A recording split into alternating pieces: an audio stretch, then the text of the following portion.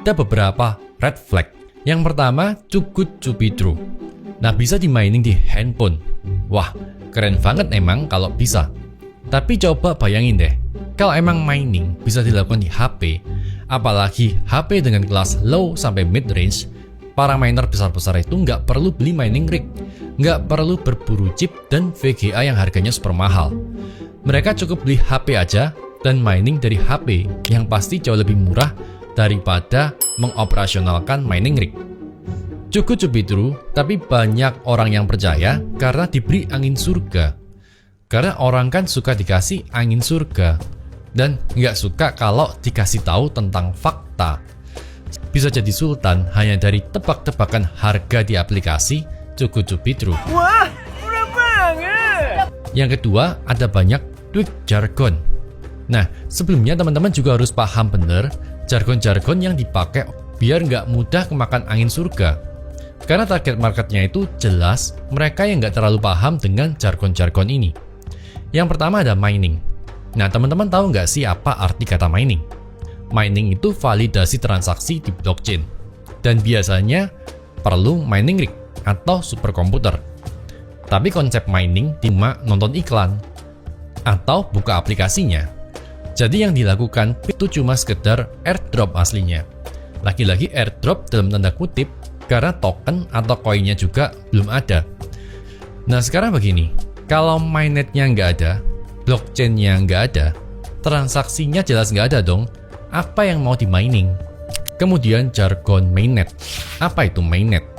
Mainnet itu ketika blockchainnya dibuka, bisa diakses oleh banyak orang, dan ada aplikasi yang bisa jalan di atas blockchainnya. Kita bilangnya dApps atau Decentralized Application. Kalau nggak ada dApps di atasnya, ya buat apa bikin blockchain? Itu kalau blockchainnya beneran ada ya. Kalau nggak ada blockchainnya, nggak ada dApps di atasnya, ya balik lagi, nggak ada yang bisa di mining. Kayak jargon rumit. Dengan target market orang awam.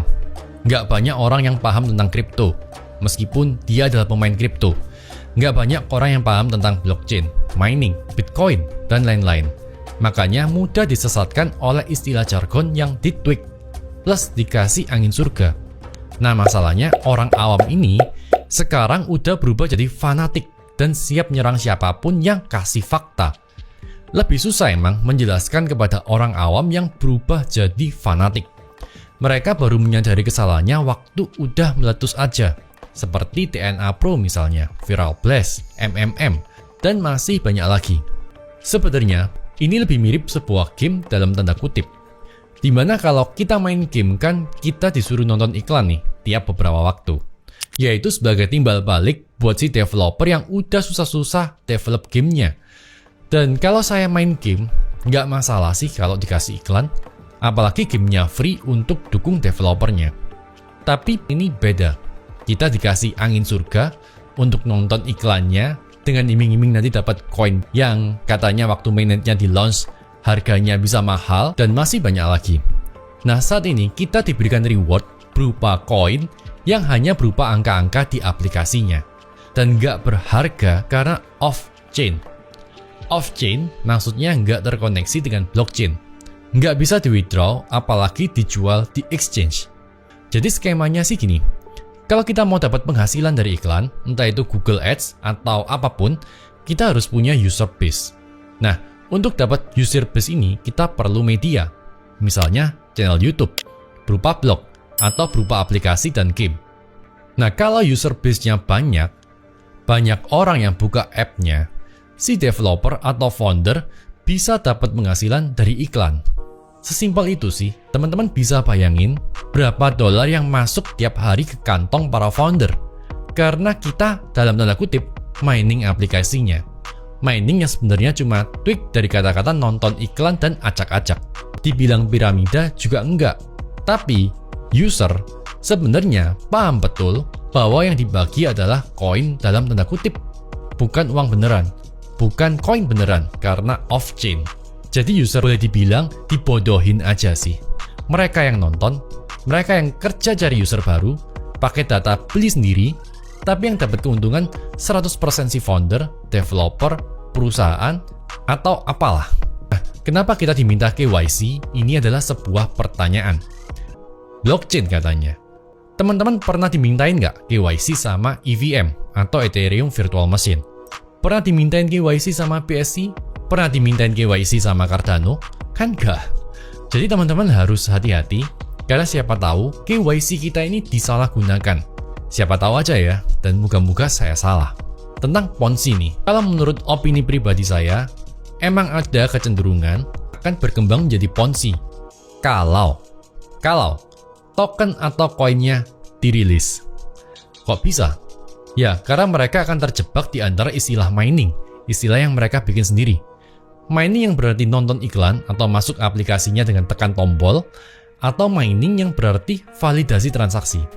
Solusinya, mining yang berarti tekan tombol atau nonton iklan atau masuk aplikasi ini harus di-cut. Karena kalau miningnya berupa nonton iklan aja, bisa-bisa nanti perusahaan rugi karena revenue dari iklan lebih kecil dari harga koin di market. Kalau di-cut, perusahaan juga rugi karena income terbesarnya ya dari iklan itu. Kecuali nanti nonton iklannya diturunkan jadi cuma sebatas airdrop aja dengan nilai yang lebih kecil. Terus nanti mining yang bener-bener mining berarti masih tetap nggak bisa pakai HP. Jadi buat para founder, menunda peluncuran adalah pilihan yang paling aman. Selama masih dalam bentuk sebatas aplikasi dan koinnya off-chain, bisa dibilang game atau permainan aja. Tapi mereka tetap bisa menghasilkan profit. Dan profitnya enak banget guys. Kita pakai statistik rata-rata aja ya. Rata-rata revenue per impresi adalah sekitar $0,01 hingga $0,02. Kita nggak hitung yang klik ya, karena yang klik otomatis dibayar lebih mahal. Nah, jumlah orang yang download di Play Store mencapai 50 juta orang. Misal nih, setiap hari ada 20% aja, nggak usah banyak-banyak, 20% aja.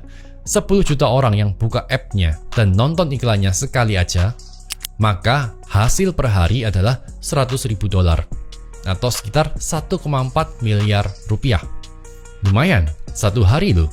Kalau sebulan sekitar $3 juta atau 43 miliar rupiah. Dalam setahun $36 juta atau setengah triliun rupiah. Banyak juga kan? Kalau profitnya udah banyak, di pikiran founder ngapain harus pusing lagi untuk bikin token atau terbitin mainnetnya. Kita pakai logika nih, mainin logika kita. Kalau emang produknya bagus, pasti diambil VC atau venture capitalist. Diambil orang-orang kaya, orang-orang elit. Tapi kenapa Rob menyasar orang-orang awam? Kalau yang bagus, blockchain-nya nggak kalah dengan project lain, kok nggak dapat funding dari VC? Atau nggak cari dana dari VC? Atau emang karena produknya nggak ada?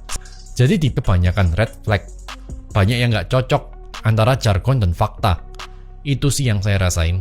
Kalau menurut saya sih, daripada ngimpi di siang bolong dan habisin waktu lihat iklan-iklannya main dan spamin WA orang, spamin Telegram orang, lebih baik kita pakai waktu kita aja untuk kerja beneran, hasilin sesuatu yang nyata. Karena aset terbesar kita itu bukan uang, tapi waktu dan energi.